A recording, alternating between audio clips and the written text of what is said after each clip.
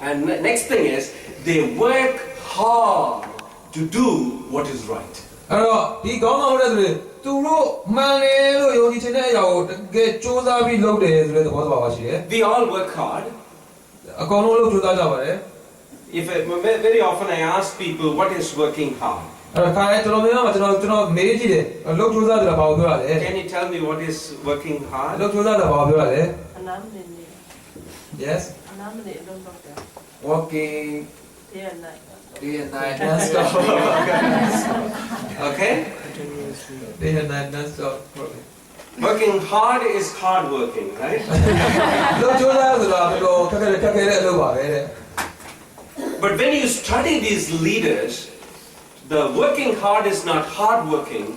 they do the right thing.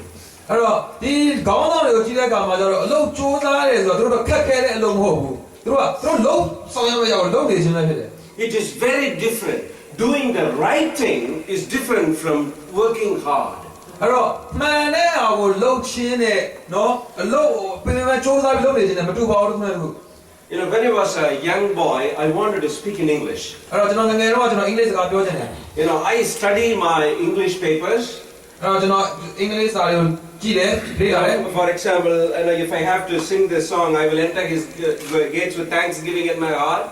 အဲ့တော့ထားပါတော့ဥပမာနဲ့ဒီလိုမျိုးစာသားရှိတယ်လား I will enter ဒီစာသားရှိတယ် And I will enter his gates, I will enter his gates, I will enter his gates. This is how I learned, I taught English. I learned English. ဒီလိုမျိုးသူခဏခဏအချင်းချင်းချက်မှတ်ပြီးတော့နော်ဒီလိုမျိုးသူအင်္ဂလိပ်စာလေ့လာခဲ့တာဖြစ်တယ် But nothing stuck in my mind. အဲ့တော့ခဏခဏချက်တဲ့ခါဒါပေမဲ့အခုမှဒီထဲမှာမကြံခဲ့ဘူး When I was in my college, I cannot even speak one sentence in English. ကျွန်တော် college တက်တဲ့အချိန်မှာကျွန်တော်အင်္ဂလိပ်စာတစ်ကြောင်းတော့မပြောတတ်ပါဘူး All I did was I studied in Tamil medium, that is my mother tongue. အဲ့တော့ကျွန်တော်အားလုံးဗာနဲ့လေ့လာခဲ့တမဲစကားနဲ့ပဲသူလေ့လာခဲ့တာဖြစ်တယ် And when I came to college, the desire grew in me. အဲ့တော့ဒီ college ရောက်တဲ့အခါမှာသူဒီစံကပိုပြင်းပြလာတယ် Then what I did is when the leisure time come, I used to go and listen to the radio. အဲ့တော့ဘာလို့လဲဆိုတော့ lecture အချိန်ရောက်လာပြီးတော့ကျွန်တော်သွားပြီးတော့ radio သွားနားထောင်တယ် I don't think I worked really hard. အဲ့တော့ကျွန်တော်အနေနဲ့ပြောလို့ကျွန်တော်တကယ်တော့အလုပ်ကြိုးစားလို့လည်းကိုယ့်ကိုမထင်ပါ But ဘူး evening time where all the college friends go out for fun and playing, I used to sit and listen to the English news. Okay ကျွန်တော်အဲ့တော့အတင်းကျောင်း lecture ချင်းပြီးတဲ့အချိန်ပေါ့နော်ညနေပိုင်းအချိန်တော့သူများတွေအကုန်လုံးပြပြပြီးကစားကြသွားနေတဲ့အချိန်မှာသူဘာလို့လဲဆိုသူ radio ကို And နားထောင်တယ် slowly I taught myself English. အဲ့လိုနဲ့ပြေးပြေးချင်းကျွန်တော်ကိုယ့်ကိုအင်္ဂလိပ်စကားသင်ယူခဲ့ပါတယ် So it is not working hard but doing the right thing. အဲ့ဒါကြောင့်ပြောလို့ဒီနေရာမှာဟိုစူးစမ်းနေတယ်ဆိုတာတခုလည်းမဟုတ်မှန်တဲ့အရာကိုလုပ်လိုက်ခြင်းဖြစ် And တယ် disciplining yourself. ကိုစီကံထားခြင်းဖြစ်တယ် And these great leaders, they never limited themselves to what they can. အဲ့တော့ဒီတကယ်ခေါင်းဆောင်ကြီးတွေကငါဘလောက်ပဲတက်နိုင်နေဆိုသူတို့ကိုသူတို့ဘယ်တော့မှမကန့်သက်ထားဘူး Very often, when we think about a big project, the answer that comes to us is, we can't, I can't. အဲ့တော့ကျွန်တော်တို့ကကြာတော့တကယ်ဟို project အကြီးကြီးတွေပါလေလုပ်ပြီးတော့ငါတို့မလုပ်နိုင်တော့လို့ထင်တတ်ကြတယ် Because we see our strength alone. ဘာဖြစ်လို့လဲဆိုတော့ငါတို့ကိုအစွမ်းကိုကြည့်မိတာကိုအစွမ်းကိုမြင်တယ် We see only what we have. ငါတို့ဒီမှာရှိတဲ့လောက်ကိုပဲကိုယ်ဒီမှာဘယ်လောက်ရှိတယ်ဆိုတာပဲကိုမြင်တယ် But the leaders, they see what has to be done. အဲ့တော့ခေါင်းဆောင်တွေကဘာကိုမြင်လဲဆိုတော့ဘာကိုလုပ်တင်တယ်ဆိုတာကိုမြင်တယ် And they train themselves to do that. သူတို့အဲ့ဒါကိုလုပ်ဖို့ရန်အတွက် train လုပ်တယ် And they think and think and think and they want to do that. အဲ့သူတို့အဲ့ဒါကိုတွေးတယ်ပြီးအဲ့ဒါကိုဆက်ပြီးလုပ်ချင်တယ် You know how your country is. ကျွန်တော်တို့နိုင်ငံချင်းတွေဘယ်လိုရှိလဲဆိုအားလုံးသိပါပါ I traveled there only 3 times. ကျွန်တော်အဲ့လို3ချိန်ရောက်ဖို့ပါတယ် I stayed only in Yangon. ကျွန်တော်ရန်ကုန်မှာပဲနေဖို့ပါတယ် But I read a lot about Myanmar. ကျွန်တော်ဒါပေမဲ့မြန်မာနဲ့ပတ်သက်ပြီးဖတ်ဖို့ပါတယ် I pray for Myanmar. ကျွန်တော်မြန်မာအတွက်ဆုတောင်းပေးနေပါတယ် Myanmar need to change. မြန်မာကအပြောင်းလဲကြီးလိုအပ်နေပါတယ် And you need to be an instrument in the hands of God. အဲ့ဒီလိုပြောင်းလဲသွားဖို့ကျွန်တော်တို့တွေကတကယ်ဒီစားပလာတွေဖြစ်နေပါတယ် God brought you here. ကျွန်တော်ဒီနေရာကိုသင်ဆောင်ခေါ်ယူလာတယ် You are here to survive or you are here to make some differences. အဲ့တော့ဒီနေရာမှာခင်ဗျားတို့ကတာမန်ရှင်းတန်ဖို့လောက်ပဲမဟုတ်ဒီနေရာမှာကျွန်တော်တို့ကအပြောင်းလဲတွေကိုပြုနိုင်တော်သူတွေဖြစ်ဖို့ရတယ် Those worldly leaders do not have God. Sorry. The worldly leaders do not have God. ကျွန်တော်တို့တာမန်လောကတွေကခေါင်းဆောင်တွေမှာဖခင်မရှိပါဘူး But you have God who created heaven and earth. ကျွန်တော်တို့ကောင်းတဲ့နေကိုဖန်ဆင်းတဲ့ဖခင်ကျွန်တော်တို့နဲ့တူရှိတာဖြစ်တယ် There's a civil war happening in the northern Myanmar. ကျွန်တော်ဒီ စစ်ဖြစ်နေတယ်เนาะဒီပေါ့မြောက်ပိုင်းမှာစစ်ဖြစ်နေတယ် Those land has been created by our God. အဲ့ဒီနေရာကဘုရားသခင်ဖန်ဆင်းတဲ့နေရာဖြစ်တယ် Those people have been created by God. အဲ့ဒီလူတွေကလည်းဘုရားသခင်ဖန်ဆင်းတဲ့လူတွေဖြစ်တယ် And God is looking for people who will stand for Him. အဲ့တော့ဘုရားသခင်ကဘယ်သူတွေကိုရှာနေသူ့အတွက်မဲ့เนาะရက်ထီမဲ့သူတွေကိုရှာနေတယ် We think serving God is someone like me and James who goes out and preach. sorry When we think about servant of God, we think people like me and you who go out and preach. ဘုရားသခင်ရဲ့အစေကိုခံရလို့ပြောတဲ့ကမှာကျွန်တော်တို့လိုပေါ့เนาะလိုက်ပြီးတော့တရားဟောတဲ့သူတွေလိုပဲကျွန်တော်ထင်ရလိမ့်မယ် God needs politicians. ဘုရားသခင်လိုအပ်တာကနိုင်ငံရေးသမားလိုအပ်ပါတယ် God needs businessmen. ဘုရားသခင်စီးပွားရေးသမားတွေကိုလည်းလိုရှိပါတယ် God needs teachers. ဘုရားသခင်ဆရာမတွေလိုရှိပါတယ် God needs doctors. ဘုရားသခင်ဆရာဝန်တွေကိုလည်းလိုရှိပါတယ် God needs people who live out with the responsibility of the society. အဲ့တော့ဒီလူပွဲစီတဲ့တာဝန်ယူခြင်းတဲ့ပုံကိုယ်တွေကိုဘုရားသခင်လိုရှိပါတယ် And I want to tell you, you need to think about your country every day and pray for it and think about it. အဲ့တော့ကျွန်တော်ပြောတယ်ဆိုခင်ဗျားတို့ကိုယ်နိုင်ငံအကြောင်းကိုနေ့တိုင်းစဉ်းစားပြီးနေ့တိုင်းဆုတောင်းပြီးတော့နေ့တိုင်းအဲ့ဒါအတွက်ကြံစီနေသင့်တယ် Something needs to be done. တခုခုတော့လုံးမဖြစ်ပဲ And God, if you want, I am available to you. အဲ့တော့ကိုတော့အဲ့တခုခုတော့ကျွန်တော်သုံးရင်ကျွန်တော်အခုရတယ်တော့လက်ခံ I never traveled out of my Tamil Nadu region. အဲ့တော့ကျွန်တော်တကယ်တော့ဒီတမန်နေတဲ့ဒေသနဲ့ဘယ်မှမသွားဘူးပါဘူး Now I travel around the world. အခုတော့ကျွန်တော်ကဘာနဲ့နှံ့သွားနေပါတယ် I am the Assistant Regional Director for Asia. အဲ့တော့သူကအခုကဒီအာရှရဲ့ regional director ဖြစ်ပါတယ် I am AFC ဖွဲ့ the International Vice Chairman for Ambassadors for Christ Worldwide Operation. အဲ့ဒီ worldwide operation မှာလည်းသူကပုံကိုဖြစ်ပါတယ် I go around the world. သူဒီကဘာခုလုံးကိုသူသွားနေ It ပါတ was ယ် not possible for me. တကယ်တော့ငါတို့ကိုယ့်အကူကိုယ်မဖြစ်နိုင်ပါ I ဘူး cannot, မလက်တက်နိုင်ပါဘူး but He can. ဒါပေမဲ့တက်နိုင်ပါတယ် The question is whether you're willing or not. မေးကြည့်ရခင်ဗျားဆန္ဒရှိရလားမရှိဘူးလား You know, I just will take one verse in the rest of the 15 minutes and expound to you. Okay ကျွန်တော်လည်းဒီကျန်တဲ့ချက်ကိုကြည့်ပြီးကျွန်တော်အားလုံးပုံမှာ This is my message. ဒါကကျွန်တော်ရဲ့သတင်းစကားဖြစ်ပါတယ် Can you see it? No. Very small. It's a kernel of rice. အဲ့ဒါကပါစံဈေးဖြစ်ပါတယ် But small kernel. တိတိလေးပါ You can eat it and digest it. ဒါကိုစားပြီးစားချင်တယ်မလား Or when it is in full husk, you can go and plant it. အဲ့ဒါတော့ပြေဝရှိနေချိန်မှာသွားပြီးတော့စိုက်လို့ရတယ် If you see magicians, they just do something and bring out a lot of grains. အဲ့တော့ကဲကဲဆိုဒီမျက်လက်ဆရာလာဆိုတော့တစ်ခုတည်းအများကြီးပွားပြလိုက်ပါပဲ I'm not a magician. ဒါပေမဲ့ကျွန်တော်တို့မျက်လက်ဆရာမဟုတ်ဘူး I just put it in my pocket. ဒီကမှာပဲထည့်လာပါတယ် And if you plant one grain, အဲ့တော့ခင်ဗျားကဒီမျိုးစေ့တစ်စေ့ကိုချလိုက်မယ် on average, it produces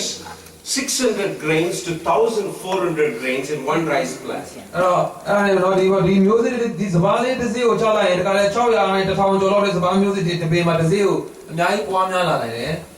One seed, minimum 600 rice kernels. အဲ့တော့ဒီမျိုးစေ့တစ်စေ့ပဲဒါပေမဲ့စပါးအနည်းဆုံးတော့အစေ့ပေါင်း600လောက်တစ်ပေမှာထွက်လာနိုင်တယ် And the 600 kernels, if you plant them again, အဲ့တော့အဲဒီ600လောက်အစေ့ကိုထပ်ပြီးတော့ကျွန်တော်တို့စိုက်ပျိုးမယ်ဆိုရင် it produces 3.6 million kernels. အဲ့တော့အဲ့ကနေတော့3.6 millionလောက်လာကျွန်တော်တို့အများကြီးထပ်ပြီးတော့စံစပါးမျိုးစေ့ In 1 kilogram of rice, there are about 50,000 rice kernels. အဲ့တော့ဒီ 1 kilogram 1 kilogram. 1 kilogram 1 kilogram ပါတဲ့9000လောက်စံစိတ်9000လောက်ရှိတယ်တဲ့ But what the other kernel, no, what I have in my pocket, it won't grow. အဲ့တော့ကျွန်တော်စိတ်အိတ်ထဲမှာရှိရတာပြန်ပြီးတော့ပေါက်လာမှာမဟုတ်တော့ပါဘူးတဲ့ You know, you can eat them raw, ကျွန်တော်စားနိုင်ပါတယ်အစိမ့်နိုင်ပဲ you can cook them and eat. ကျွန်တော်တို့ချက်ပြီးစားလို့ရပါတယ် That's the end of the story. ဒါပဲဒါတက်ပုံပါလို့မရတော့ But if this grain need to multiply, ဒါပေမဲ့ဒါကိုကျွန်တော်တို့ထပ်ပြီးတော့ပွားများစေဖို့ရန်အတွက် it need to go through a process. အဲ့ဒါကဘာလို့လဲဆိုတော့ဒါနဲ့မှာကျွန်တော်တို့အစင်ဖြတ်ကျော်ရတဲ့ process ရှိပါတယ် It takes months of process. ကျွန်တော်လာပေါင်းများစွာအချိန်ယူရပါတယ် I want you to turn to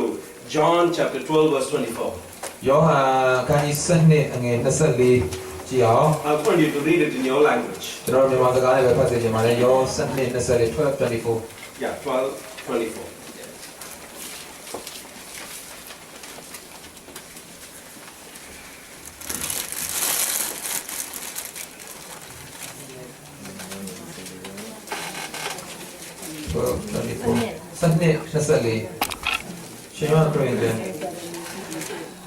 Can one of you read it ကျွန် loudly? တော်ကြည်ကြည်လေးကျွန်တော်ဖတ်လို့ရမလား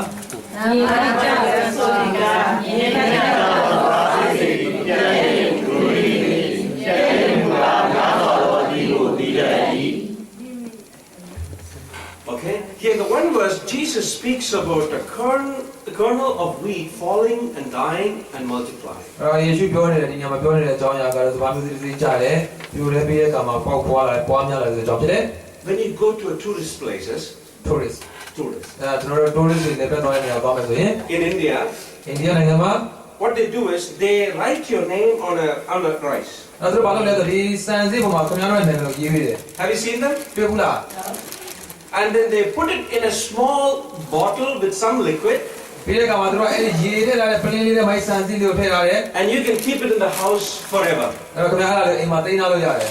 I wrote in one rice my name and my wife's name, and he put a small heart shape on it. အဲ့တော့ကျွန်တော်သူ့မိန်းမနာမည်နဲ့သူ့နာမည်နဲ့ရေးပြီးတော့အဲ့ဒီပလင်းထဲမှာထည့်ထားတာရှိတယ် I still have it in my house. ဆိုအိမ်မှာရှိပါသေးတယ် credit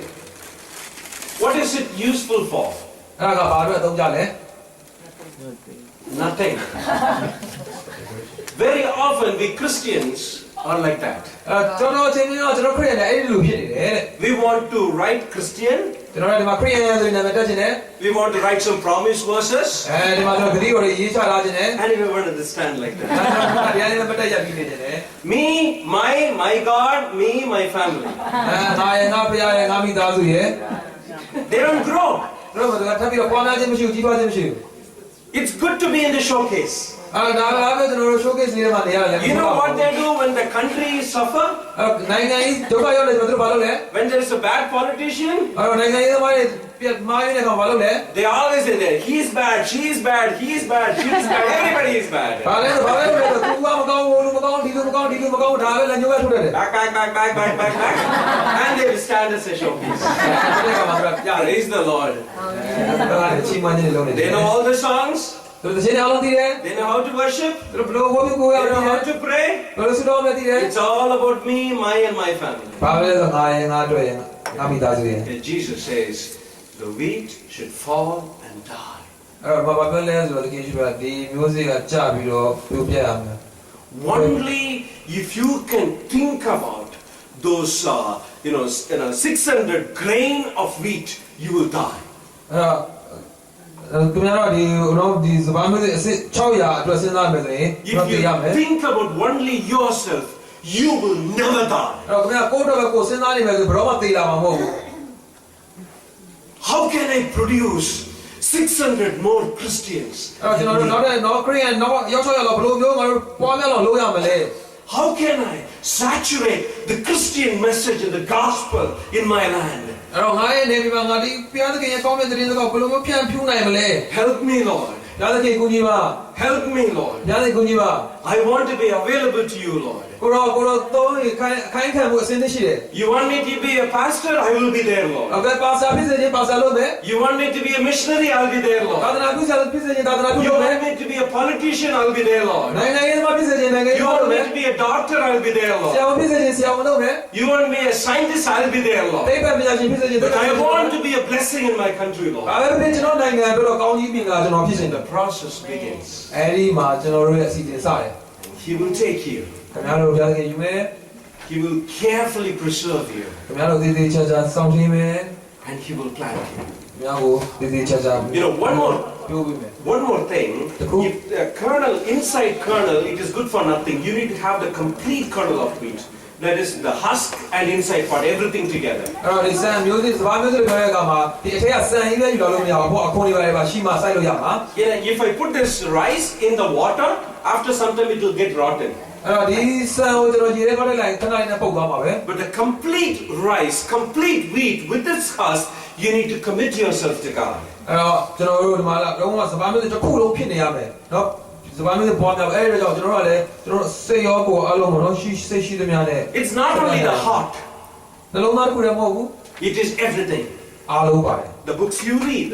စပါးဖက်တဲ့စာ the movies you watch, ရှိတဲ့ရုပ်ရှင် and the friends you have, ရှိတဲ့တကယ်ချင်း and the education that you have. တင်တဲ့ပညာရေး and the job you have လုပ်တဲ့အလုပ် and the money you have. ရှိတဲ့ပတ်စံ It is not 1/10, it is complete. နော်ဘုရားသခင်လိုချင်တာတစ်ပိုင်းလေးကိုမဟုတ်ဘူးအားလုံးကိုလိုချင်တာ Sometimes when we give 1/10 tithe to God, we feel happy about it. ကျွန်တော်တို့ကကြာဆယ်ဘုတ်ဖို့လေးပေးပြီးတော့ပျော်နေတတ်ကြတယ် No, when we surrender completely to God, then the process begins. အဲ့တော့မဟုတ်ဘူးဘုရားသခင်ဒီမှာဘုရားသခင်ကအားလုံးကိုဘုရားသခင်ရှင်းမှာကျွန်တော်လက်မြောက်ပြီးတော့ကိုရိုရှင်ရှင်းမှာအနက်လက်တဲ့အခါမှာအဲ့ဒီမျိုးစေ့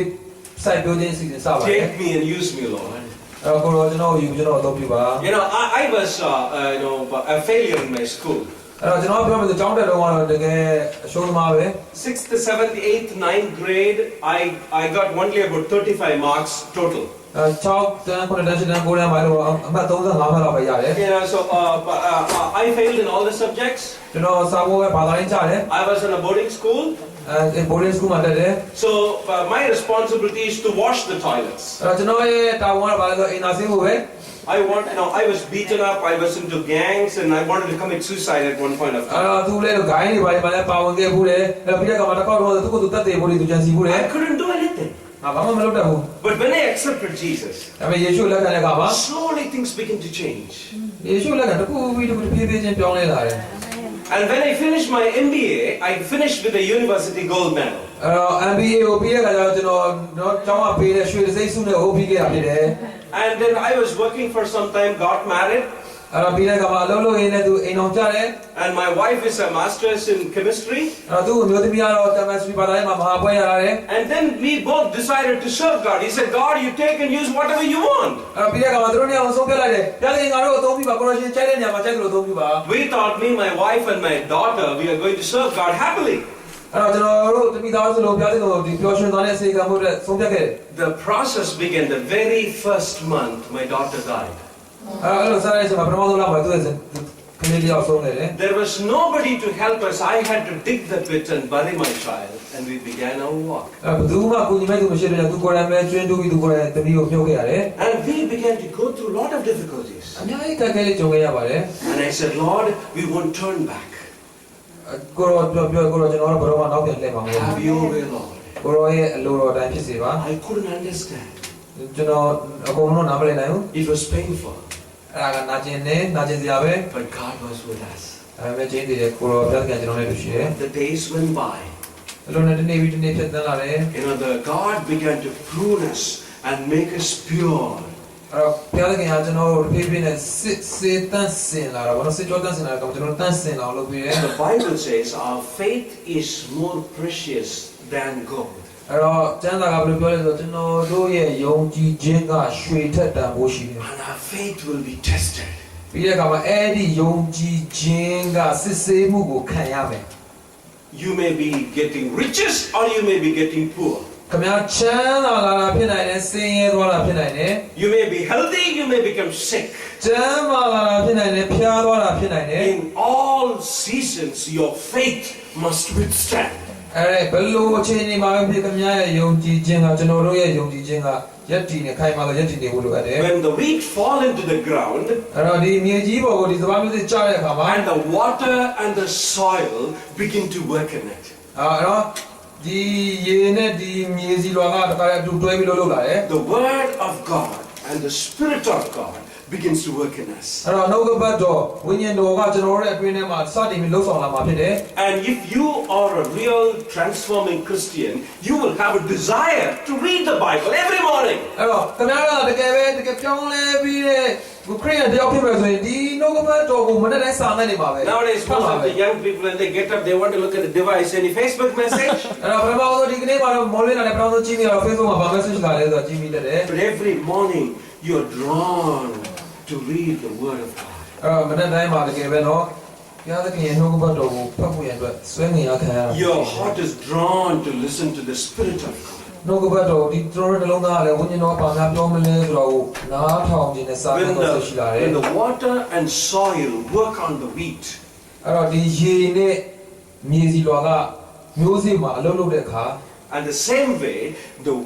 Word of God and the Spirit of God work in our soul. အဲ့တော့မျိုးစေ့အတွက်ရေနဲ့ မြည်စီသွားလို့ကျွန်တော်တို့ရဲ့အတွက်လည်းအဲ့လိုပဲလားနှုတ်ကပတ်တော်နဲ့ဝိညာဉ်တော်နဲ့တခါလဲတွဲပြီးကျွန်တော်တို့လည်းလုပ်ပြရမယ် It transforms. အဲ့ဒီကမှကျွန်တော်တပြည့်ပြည့်နဲ့ပုံစံပြောင်းလဲလာမယ် It loses its old identity, develops a new identity. အဲ့တော့အရင်တော့ကဖြစ်တည်မှုကနေမတူတဲ့တခြားသောဖြစ်တည်မှုတွေကိုပြောင်းလဲဝင်ရောက်သွားမယ် It is no longer I, but Christ. အဲ့ဒီအချိန်မှာငါဆိုတာမဟုတ်တော့ဘဲနဲ့ခရစ်တော်ဆိုတာပဲဖြစ်သွားမယ် And as it grows, ဒီတဲ့ကမှကြီးထွားလာတယ် it goes through seasons. ကြီးထွားမှုကသူတို့ရာသီလိုက်သွားပါတယ် It goes through rain and shine. မိုးရွာခြင်းရှိတယ်နေပူခြင်းရှိတယ် It goes through winter and storm. ဆောင်းတွင်းရှိတယ်နှွေရှိတယ် In all it grows. ဒါပေမဲ့အဲ့ဒီမှာကြီးထွားလာခြင်းဖြစ်တယ် And then it multiplies. ဒီတဲ့ကမှအဲ့ဒီတွေကနေပါထပ်ပြီးတော့ပွားများခြင်း It ရှိတယ် beautifully brings out its fruit. အဲ့ဒီကမှအများကြီးမျိုးစေ့တွေနဲ့ထပ်ပြီးတော့ပွားများလာတယ်ပြီးတော့ But before that, it needs to go through seasons. အဲ့လိုပွားများခြင်းမတိုင်မှာတော့ကျွန်တော်တို့ရာသီတည်တည်ကိုဖြတ်သွားရပါတယ် Are you going through some seasons ကျွန် now? တော်တို့အခုတော့ကျွန်တော်တို့အခက်အခဲတစ်မျိုးမျိုးတော့ရာသီဥတုတွေတစ်မျိုးမျိုးဖြတ်သွားနေတာ Good times and bad ပြော times. နေတာတော့ကောင်းတဲ့ချိန်ရှိတယ်မကောင်းတဲ့ချိန်ရှိတယ်ပူတဲ့ချိန်ရှိတယ်အေးတဲ့ချိန်ရှိတယ် Hard times and difficult times. ခက်တဲ့ချိန်ရှိတယ်လွယ်တဲ့ချိန်ရှိမယ် Sickness, ဖြားနာခြင်း financial difficulties. ငွေရေးချေးခက်ခဲ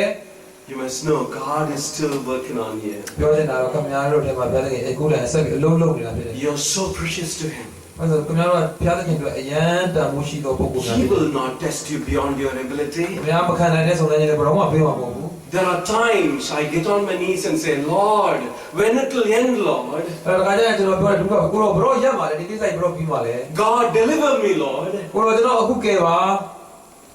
If you're in that situation, အဲ့ခင်ဗျားတို့လည်းဒီလိုချင်းနေပြီးမှရှိလား I want to tell you, God is working on you. အခုအခက်အခဲနဲ့အဲ့လိုမျိုးကျွန်တော်ဘာစက်တယ်လည်းမသိပြောနေတာအဲ့လိုချင်းနေပြောတဲ့ခင်အခုကျွန်တော်တို့အလုံးလုံးနေတာဖြစ်တယ် And once you respond to God in the way He wants, အဲ့တော့ဘုရားသခင်ကိုကျွန်တော်တို့ကသူလိုရှိတဲ့အတိုင်းပြန်ပြီးတုံ့ပြန်မယ်ဆိုရင် you can't stop, you will multiply. ခင်ဗျားတို့ကရက်ကိုတော့ရက်နိုင်မှာမဟုတ်ဘူးကျွန်တော်ကျင်းတည်တယ်ပွားများမှာကျင်းတည်တယ် Simple. ယူလေးပါ Multiplication is an automatic process. ပြောနေတာတော့ပွားများခြင်းဆိုတာကတော့ automatic ဖြစ်တဲ့ဖြစ်စဉ်တစ်ခုပါ It comes out automatically. သူက automatic ထွက်လာတာပါ But you need to deal with your soul deliberately. အဲ့တော့ဒါပေမဲ့ကျွန်တော်တို့ရဲ့အတွင်းလုံးသားနဲ့ကျွန်တော်တို့ကိုယ်တိုင်ကဟိုတကယ်စက္ကန့်ချင်းနဲ့လိုရှိဖို့လိုအပ်ပါတယ် God, I want to please you. ကိုရောကိုကျွန်တော်တကယ်ပဲနှစ်သက်စေခြင်းနဲ့ You know, my walk should be always the light unto you. ကျွန်တော်လုံးမလောက်ကလေကိုရောကိုကျင့်တဲ့နေစေခြင်းနဲ့ You know, when we come to church, we come to worship God, right? ကျွန်တော်တို့ဘုရားကျောင်းလာတဲ့ကဘုရားသခင်ကိုဝတ်ပြုကိုလာကြတယ်ဟုတ်တယ်နော် But where is the temple of God? ဘုရားသခင်ရဲ့ဗိမာန်တော်မှာလေ Where is it? ဘုရားသခင်ဗိမာန်တော်မှာလေ Wherever you go, you carry the temple of ခင် God. ဗျားတို့ဘယ်ကျွန်တော်တို့ဘယ်သွားကျွန်တော်သွားတဲ့နေရာက When you work, ဗိမာန်တော်ဖြစ်ပါတယ် when you work, let your work be as a worship unto God. ကျွန်တော်တို့သွားရင်အလုံးထဲမှာပြပဲကျွန်တော်ဗိမာန်တော်လူရှိတဲ့ကြောင့်ညဝတ်ပြုကိုရရနေတယ်ဖြစ်တယ် You don't work for your boss. ကျွန်တော်တို့ကအလုပ်လုပ်တဲ့အခါမှာကျွန်တော်တတိယအလုပ်လုပ်ပေးနေတာ You ပေါ့ work for a ကျွန် God. တော်တို့ခင်ဗျားတို့လုပ်နေတာဖြစ်တယ် When I got into my MBA, I used to sometimes, if I don't understand the subject, I used to get on my knees and pray, Lord, you teach me. I want to study for you, Lord. အဲ့တော့ကျွန်တော်ဒီ MBA လေ့လာနေတဲ့အချိန်မှာတစ်ခါကျနစာနာမလဲကျွန်တော်ထူထောက်ပြီးတော့ကိုတော့ကျွန်တော်သင်ပေးပါကိုတော့အတွက်ကျွန်တော်လေ့လာနေတယ် The Bible says anything and everything we do, we should do it for the glory ကျမ်းစာ of မှာ God. ပြောရတယ်ဘာပဲလုပ်တဲ့အခါမှာဘုန်းတော်ကိုထောက်ပြီးနာမတော်ကိုထောက်ပြီးလုပ်ပါလို့ပြောရတယ် God has a purpose for each of you. အဲ့တော့ဘုရားသခင်ကဒီမှာရှိနေတဲ့တယောက်ချင်းစီတိုင်းအတွက်ရည်ရွယ်ချက်ကြီးရှိနေပါတယ် They're so precious to Him. သူ့အတွက်ကျွန်တော်တို့ကသိပြီးတန်ဖိုးရှိတဲ့ပုံကိုယ်လေးတွေပါ And God also made you as a Myanmari. အဲ့တော့ပြီးတဲ့အခါမှာကျွန်တော်တို့အားလုံးလည်းမြန်မာအဖြစ်ဖန်ဆင်းလာဖြစ်တယ် And God wants you to be a blessing to ဘာ Myanmar. လို့လဲဆိုတော့မြန်မာနိုင်ငံအတွက်ကောင်းကြီးမင်္ဂလာပြုဖို့ဖြစ်ပါတယ် Then you have a lot of money. When your brother or sister is suffering, you won't keep quiet. You share. အဲ့ကျွန်တော်တို့ဒီမှာငွေတွေအများကြီးရှိနေတော့ကျွန်တော်တို့ညီကိုမောင်မတရားကဒုက္ခရောက်နေကျွန်တော်တို့ကိုယ်သိမ်းတာမဟုတ်ပေးပါပဲ When your country is in need, you need to share. အဲ့တော့ကျွန်တော်မြန်မာနိုင်ငံကလိုအပ်နေမှုရှိနေကျွန်တော်တို့အဲ့မှာဝင်ပြရမှာပဲ And God is looking for a leader who can think differently. အဲ့ပြီးတဲ့အခါမှာဘုရားသခင်က